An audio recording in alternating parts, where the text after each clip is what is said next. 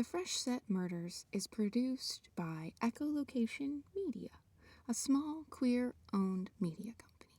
Your likes, subscribes, and shares go a long way. If you have questions, or you like what we do, you can always email info@echolocationmedia.com. Without further ado, enjoy! Well, of course, by all means, do sit. Hang your bag right there. Yes, nails, right, of course. I gotcha, honey, I gotcha covered. I also do cards. You can decide later. I won't push on the future. But it is coming. I'm just saying. After your nails, you tell me what you want to do. You want a fresh set? All right, well then, it's going to be a while. I'm Carla Marie Castiglioni, and I own a nail salon/tarot shop called Mani-Festations. I have found myself quite recently with gum on my shoes, a gumshoe, if you will. My friend Ivy, a very talented soprano, no, like the singer, has been framed for murder. Turns out, since I really hate cops, it's up to me to figure out with Ivy what really happened before she does a few nickels upstate and I get kicked out of this shop by my landlord/cousin, Rudy. Oh, honey, we really gotta work on your cuticles. The first nail salon in these United States was opened in 1878 by a woman named Mary Cobb. But the first nail salon and tarot shop in the greater Pebble Creek Station metropolitan area was opened exactly 154 days ago by yours truly, Carla Marie Castiglioni.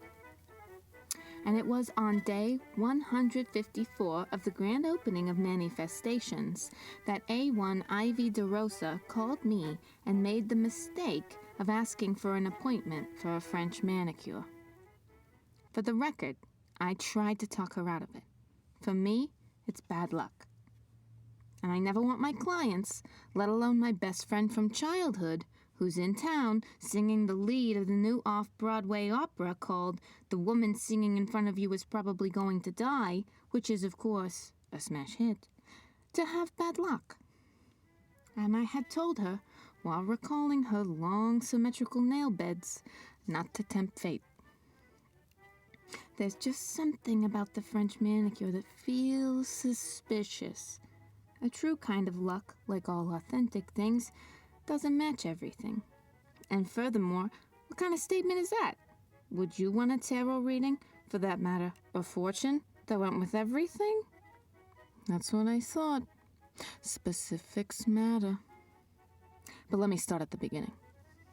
Every day of the first 154 days of the grand opening of Mani-Festations, I poured myself a nice hot cup of coffee that I brewed myself with one of those nice little pots, and I give myself a tarot reading. Now, some people say not to do readings for yourself, but that's how I learned and that's how I remember.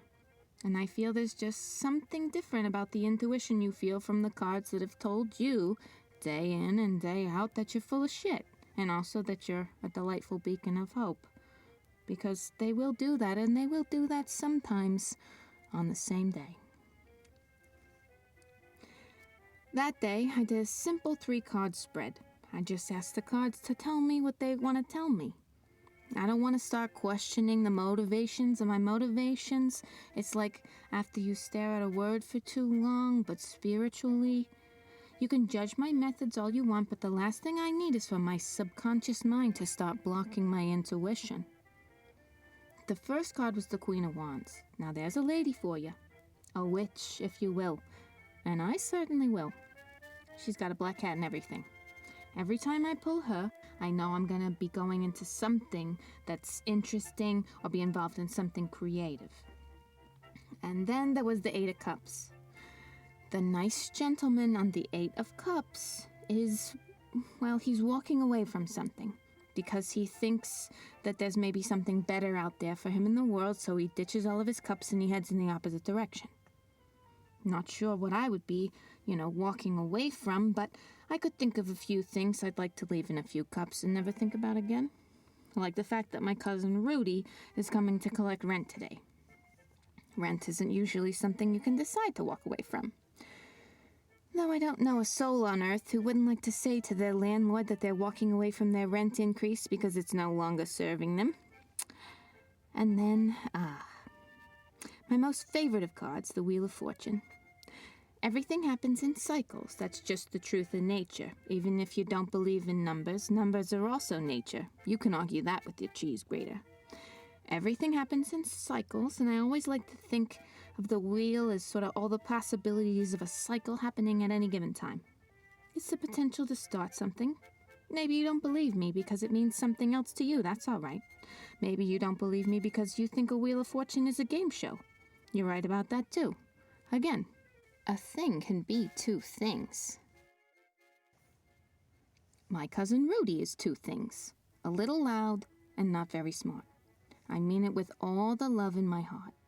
But the luck of the draw being that man is somehow in control over the fate of my business because my godmother bequeathed him the shop part of her building while bequeathing me the apartment part makes me want to lose my mind.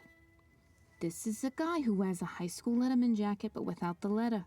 I tried to tell him 1,000,000 times that without the letter it really doesn't mean anything, and it really, really doesn't mean anything now that we're 15 years out of high school. But you know what?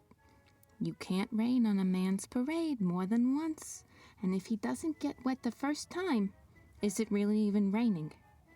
So, I knew Rudy was coming to collect rent for the shop, but he turns out to be early. Hey, Carla, you know what time it is. Rudy always comes to collect a check or cash like some mobster, of which we are not. I repeat, that was, after all, my grandmother, Big Nona, not me. Her mother, Little Nona, we don't even talk about. I have yet to find out why. I do tend to keep cash around as a habit. I think Rudy takes some liberties because it makes him feel like he belongs somewhere. Who am I to disagree on where he should belong? Right. Anyway. Anytime I might veer off course, just nudge me, just give me the eye, and I'll get the picture. He did also make mention that the opera was in town, which I already knew because of Ivy, who was due to come in an hour from then.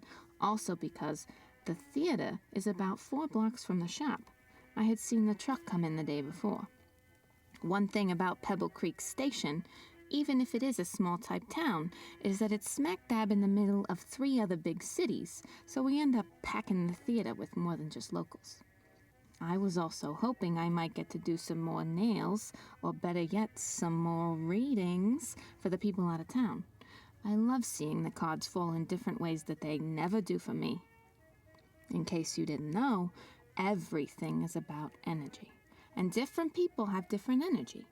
I tried to read Rudy's cards once, and he yelled and ran away and said it was the devil stuff. Meanwhile, Aunt Fran, his own mother, gave me my first set of cards at 14. Carla, I have to tell you something important. What is it, Rudy? What happened this time? Well, I'm thinking of selling. Selling what? The shop. Selling the shop? Yeah, selling the shop. Which shop? This shop. The shop. The shop! Well, for God's sake, Rudy, to who? To this guy who wants to buy it. So you're gonna kick me out of my place, your own cousin. Why didn't you tell me you wanted to sell? I didn't. I just got an offer from this guy. Well, who the hell is it? The same guy that owns a burrito place across the street. And, well, it got me thinking. It might be good for the family. Have you talked to Uncle Joe about this? My father trusts me to be a businessman. Your father doesn't leave the house except to buy cheese and smoked meat every Sunday. No, I'm not sure I'm doing it. I'm just considering it. Well, what was the offer? $80,000. That's highway robbery for this place. Well, could you give me more? Are you asking me to buy it? Are you saying you will? No, I can certainly try.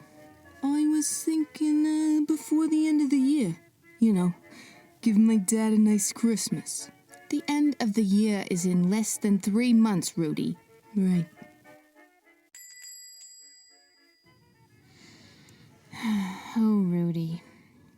know he sounds ridiculous. I think he's kind of tired of the responsibility, and maybe he's kind of lonely. He's been trying to find dates on those apps. Every time I see him, he has a new app. He shows me his new, different pictures of himself and his dog. It is a fluffy poodle named Rigatoni, who I absolutely adore. And that might be my favorite thing about Rudy. He loves animals and he loves training them. He just wants to do justice to Aunt Fran's wishes. Must be nice to die, with wishes. It's called a legacy, and you used to not need to be a millionaire to leave one. My parents just have a timeshare. But I digress. It was about 9:30 in the morning. The timing is important here because timing is important for things like this, the order of operations, the order of events, the murder board, etc. And I'm telling you so that we both don't forget. Don't worry, you won't get deposed, I don't think. Anyways, that was when I heard the first siren and I saw the red and blue lights blow past the shop. And then I saw the second one about 30 seconds later, which is when I exited the shop, of course, to try to figure out what the hell was going on. My soonest appointment for the day was Ivy, who was supposed to have been at the shop for her appointment time already. And, of course, Mrs. Nelson, who gets her nails done every single Wednesday at 2. I saw Ivy when I went outside, walking down the other side of the street. She had also seen the lights and sirens and had stopped since the theater is where the cars ended up going, and the theater was on the same side of the street as her. The sirens had quieted down. The police cars were parked outside Strider Theater, named after A1 George Strider. Never mind. The next part felt like it happened in slow motion. Ivy's sing-song voice saying hello to me, ringing out clear as day. Hi, Cece. She calls me Cece. The boots scuffling, because cops scuffle, I'll tell you that much. And the clanking of metal, which, now that I think about it, were handcuffs, probably. The screeching of a red Dodge Neon's nearly bald tires as Ivy stepped off of the sidewalk towards me, and the 2 police officers stepped into the middle of traffic trying to, I suppose, apprehend her, as if she was a goddamn fugitive from justice, when she was just a pedestrian, and knocking over a trash can in the process, the swine. The taller cop, the man, slammed his hands on the roof of the car and it almost hit him. Hey. Whoa. And Ivy rightfully yelled, "Ah! What are you doing?" as the female police officer cuffed Ivy, saying, Ivy DeRosa, you're under arrest for the murder of Gregor Tomblestrop. You have the right to remain silent. Everything you say can and will be used against you in a court of law. Gregor is dead? I didn't murder Gregor. To which I replied, still across the street, still with a red Dodge Neon between us, "What the hell proof do you have?" She was seen walking away from the crime scene, plain as day. Yeah, the real killer would definitely just waltz down the street after committing a felony in broad daylight at, hang on, let me check my watch, 9:37 a.m. on a Wednesday. You know what, Officer Pamela Park? You're a real Lady Molly, a real Conan Doyle, a bona fide genius. It's Officer Park, unless you want to come down to the station right now, too. You seem to have enough on your plate, what with your deductive prowess everywhere. The last thing I said to Ivy from across the street, looking into her scared eyes welling with tears, was, "Call Tino." And then Officer Pamela Park took my friend off the street and threw her into a police car. And I went to go call Tino before Ivy did. Tino is my brother, and he's a lawyer. Yes, Tino. For murder. Yes, that's what I said. Yes, Pamela Park. No, I did not assault the officer. Yes, of course I will. Yeah, I'll meet you down there. Yeah, see you in 15. Yeah, she'll call. Officer Pamela Park makes my blood boil. One time, I saw her in Station Circle, this gorgeous winding green space right in the middle of town, shooing pigeons and putting bars in the middle of park benches for fun. So this is the kind of person who likes when children aren't allowed to laugh and homeless people aren't allowed to sleep. If I didn't already have a good reason to hate cops, I would have one because of Pamela Pigtails Park. Of course, just as I was about to close up shop and go see Tino, and hopefully Ivy by proxy, someone entered the shop. Oh, hun, could you come back tomorrow? Thank you. I didn't think I would make it to the station faster than Tino. Constantino Castiglioni, where the hell have you been? Where do you think? Then Tino held up a bag full of plastic Tupperware that smelled faintly of marinara. Ma. Did Ivy call you? Yeah, on my way here. I'm glad she did. It doesn't look good for her. Because she was fleeing the scene? That's not even true. No, because she doesn't have an alibi. Of course she does. Well, she wouldn't tell me whatever it was on the phone. French manicure strikes again. What? Never mind. So, there's no one to verify her whereabouts this morning. Doesn't seem that way. So then in I went to the Pebble Creek Station Police Department with Tino and a quart of my mother's sauce. There was Pamela Park, the rotten bastard, leaning on her desk with a smirk on her face. One quick scan told me they were enjoying this a little too much, and also that Pamela Park has awful taste in shoes. Whoa. She can't go back in there with you. You mean my associate? No, I mean your sister. I am licensed to practice law in this great state, Pamela, if you need my credentials. I don't know why you won't just come work for the farm. Because I'm an entrepreneur. So am I. What do I look like? You look like my cousin, Vinny. Not now, Carla. I don't believe you. There's no way. It's a good thing I brought my big purse to work today. I'll be goddamned. Smitty, take a look at this. That's quite enough, thank you. You also make those blow-up balloon animals? Ignore her, Tino. Does Ma know Ivy isn't going to be able to eat meatballs in jail? Or was she also hoping Ivy would alibi out? All Ma said was, Ivy DeRosa, take this. And that was the end of it. I'm not sure Ma really listens when I talk about work. She listens when I talk about work. You gossip. Oh my God, Ivy, are you all right? They didn't hurt you, did they? Carla? Oh, thank God. I don't know how this happened or why anyone would think I did it. So you don't have anyone who can confirm where you were at around 8:55 this morning? No one saw you leave your apartment or wherever you're staying, honey? You didn't get a coffee on the way to the nail salon and nothing? I took a car to the theater. I needed to pick up some things. There it is, Tino. A car to the theater. That was around 8, though. And after? I was just sitting in my dressing room. Doing? Vocal warm-ups. Well, would anyone have heard you? Oh, maybe. That's something, right? It might be enough to create some shadow of a doubt, but it won't get you released today. It might grant you bail tomorrow. Let me follow up. That's good. Just remember as much as you can, Ivy, between now and then. I'll be back in the morning with Tino for the hearing. Are you sure you don't have anything else to tell us? Carla, I just can't.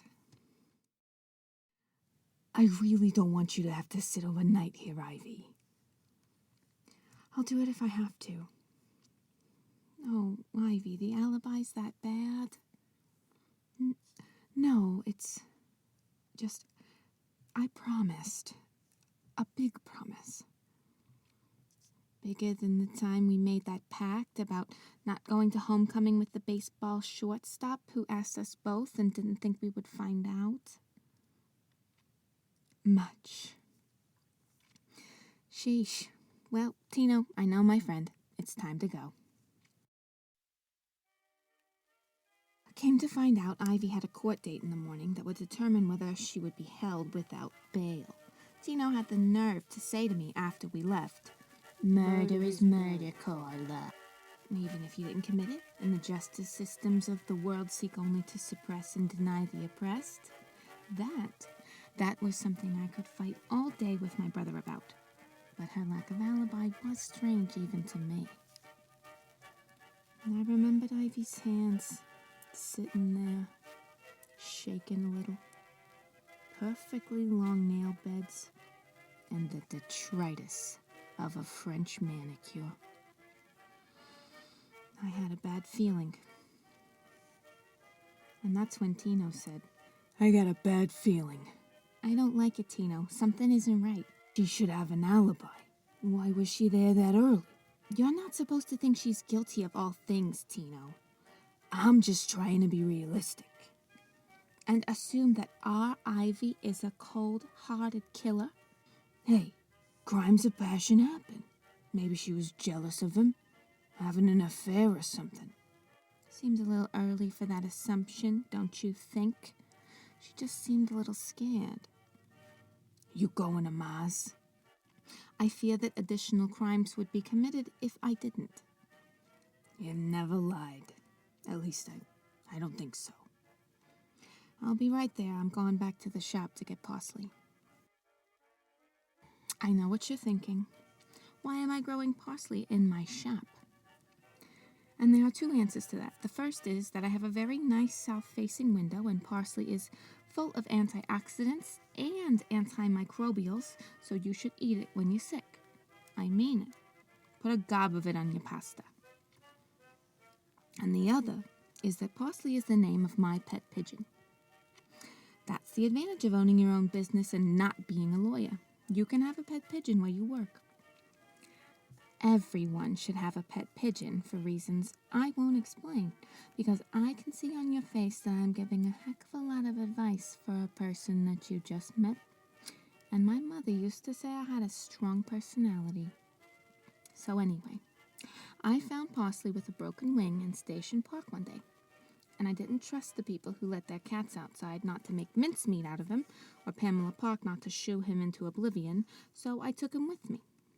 He was hobbling around under a bench, poor thing. I nursed him back to health, and I tried to set him free, and he just came back to my window. And when I opened the window, he let himself right back in. I can appreciate that about a creature, since I, too, am that creature. Where I like it, I stay. That was about a year ago, and he's been coming with me everywhere since. He's named Parsley because the first time I let him into the apartment, he jumped around with his broken wing, knocked the lamp over, and then settled down on top of my coffee table. And that's where Parsley usually is, right in the middle of everything.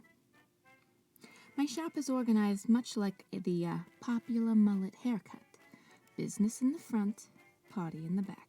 That is, nails, cash register, and a few bookcases full of nail polish, color patterns, and little nails you can hold up to your nail beds and see if the colors sparkle just right to your eye, etc. I've set up my colors like the Dewey Decimal System. Classic reds, pinks, blacks, spring tones, autumn tones, ultra matte, ultra sparkle, magnetic, and glow in the dark. Oh, for a muse of acrylic that would make me think of comparative linguistics.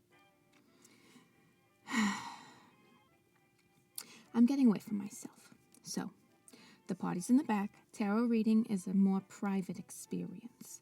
The energy is focused, and sometimes people ask for it to be dark.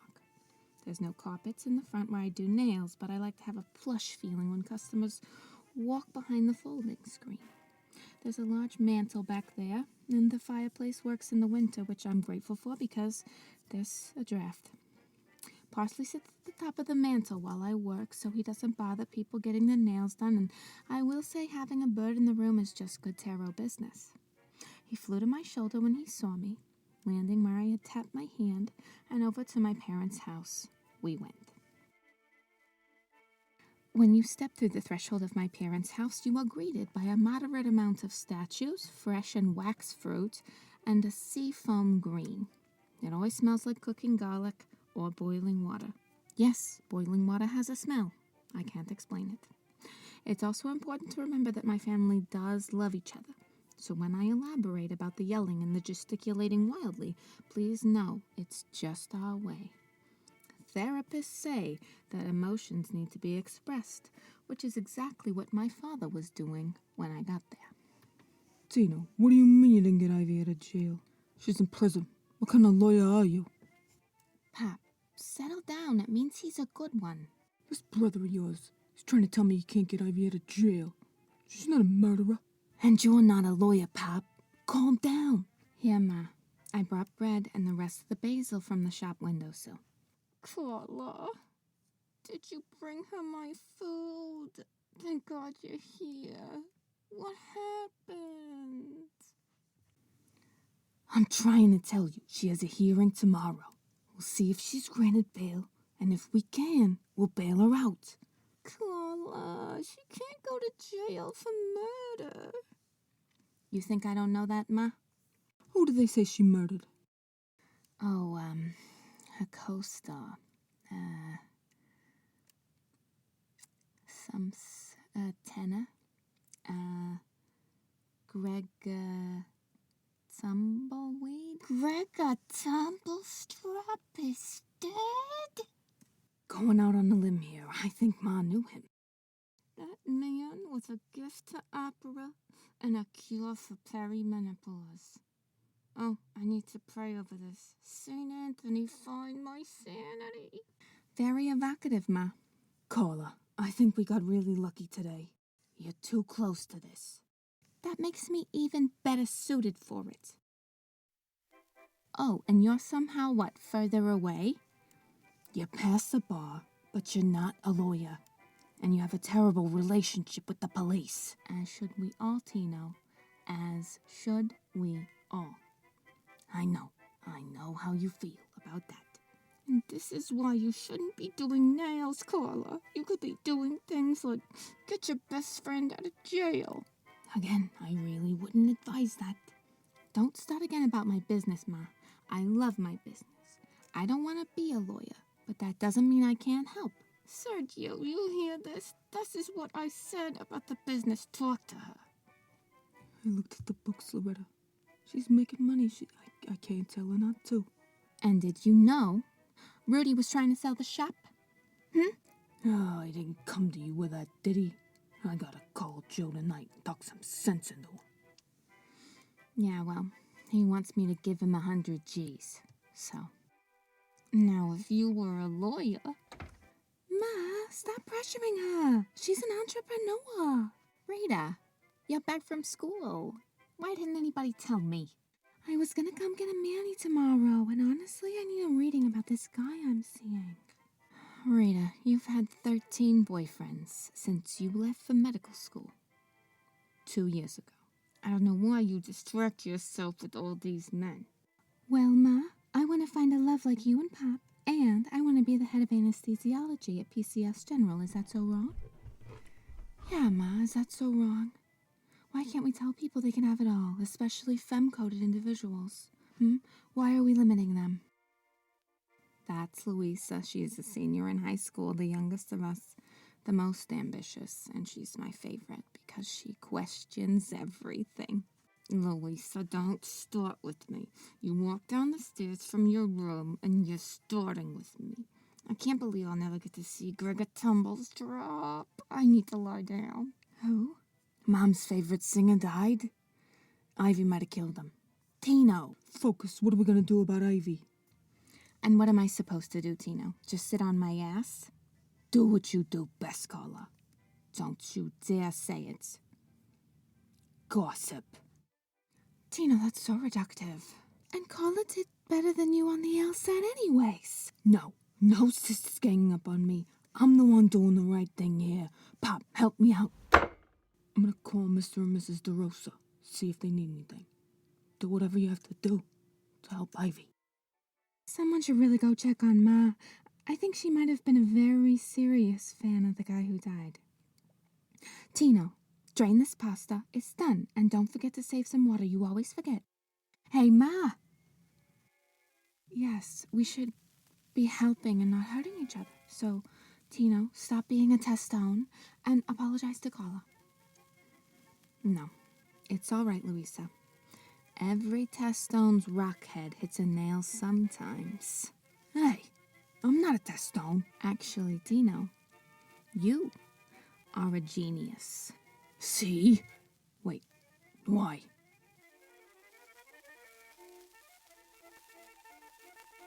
That night, after a sufficient amount of short ribs and red sauce over tagliatelle, salad, bread, garlic bread, decaf coffee, biscotti, and the last cannoli that I arm wrestled Rita for, I went back to Mani-Festations.